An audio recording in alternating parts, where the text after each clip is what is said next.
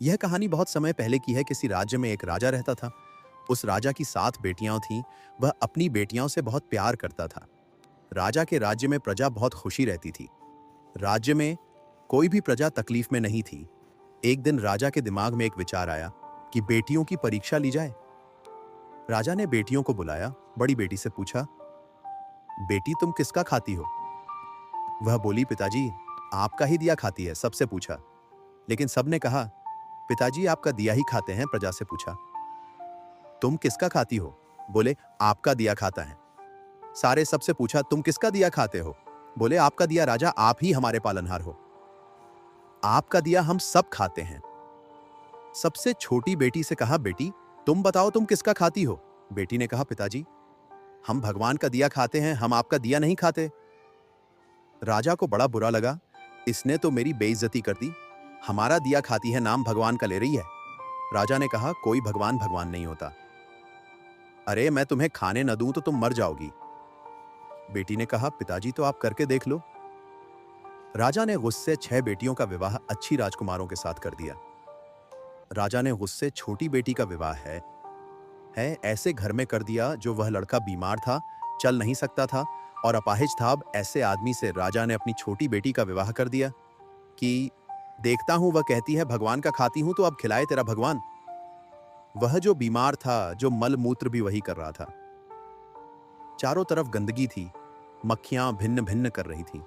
उस लड़की को लगा कोई बात नहीं, विधाता की ऐसी ही मर्जी है। वह लड़की जो थी अपने उस पति के संग रहने लगी। पास में नदी थी, वह अपने पति को वहां ले गई, नहलाया धुलाया, साफ किया और जो उसके भाग्य में था वह मिला। उसका पति चल नहीं पाता था। अब वो क्या करें, पति को भोजन कैसे कराएं? तो जंगल की लकड़ियां बीनती और ले जाकर शहर में बेचती। जो पैसा आता उससे कुछ दवाइयां लाती, कुछ रोटियां लाती, खाती, पति को खिलाती, दवा खिलाती। और वहां पर एक नाग नागिन का जो एक का जोड़ा रहता था। जब वह दूध लाया करती, अपने पति को देती और जो दूध बच जाता था वह नाग नागिन को रख दिया करती थी। नाग नागिन दूध पीते और बड़े प्रेम से वो खुश रहते। अब वो धीरे धीरे उसका पति ठीक होने लग गया। बीमारी से उसको राहत मिलने लग गई, ठीक होने लगा। एक दिन नाग ने सोचा कि ये मेरी इतनी सेवा करती है, परोपकारी भाव है, यदि इसे धन मिल जाएगा तो ये तो समाज की बहुत सेवा करेगी। तो सांप ने उसे स्वप्न में कहा कि जहां हम लोग रहते हैं वहां बहुत बड़ा खजाना गड़ा है, तुम खोद लेना। वो लड़की ने खोदना शुरू किया। उसे सच्ची का खजाना मिल गया, जिसमें बहुत सारा सोने चांदी से भरा हुआ खजाना था। वो तो लखपति हो गई। उसने एक बड़ा सा महल बनवाया, नगर बसाया। वह बढ़िया ठाट बाट से रहने लगी और दोनों राजा रानी हो गए। उसका पति बिल्कुल स्वस्थ हो गया और बढ़िया राज सिंहासन पर बैठने लगे और बड़े प्रेम से हाथी घोड़ा इकट्ठा किया और सेना इकट्ठी की। अब वह राजा हो गया, वो रानी हो गई, पर उसने परोपकार नहीं छोड़ा। रोज अन्न क्षेत्र चलाती, जो आए सबको भरपेट भोजन मिलेगा। उसके पास जरूरत से ज्यादा धन हो गया। एक दिन वह सबको भोजन बांट रही थी तो उसने देखा कि लाइन में सबसे पीछे उसका बाप लगा हुआ और उसकी बहनें लाइन में लगी हैं।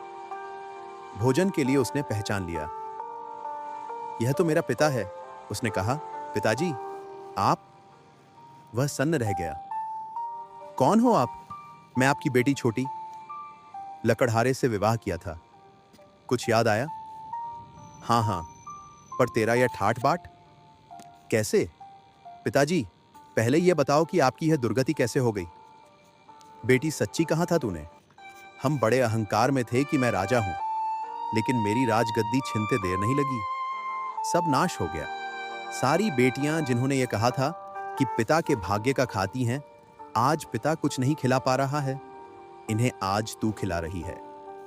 तब उस बेटी ने कहा, पिताजी मैंने कहा था ना कि सब अपने अपने भाग्य का और सब भगवान की कृपा का ही खाते हैं। सबको खिलाने वाला भगवान है। वीडियो बहुत प्रेरणादायक है। उम्मीद करता हूं कि आप लोगों को पसंद आई होगी। हमारे वीडियो को लाइक शेयर जरूर करें और साथ ही हमारे चैनल को सब्सक्राइब जरूर करें और कमेंट बॉक्स में जय श्री राधे कृष्णा जरूर लिखें। वीडियो देखने के लिए आप सभी का धन्यवाद।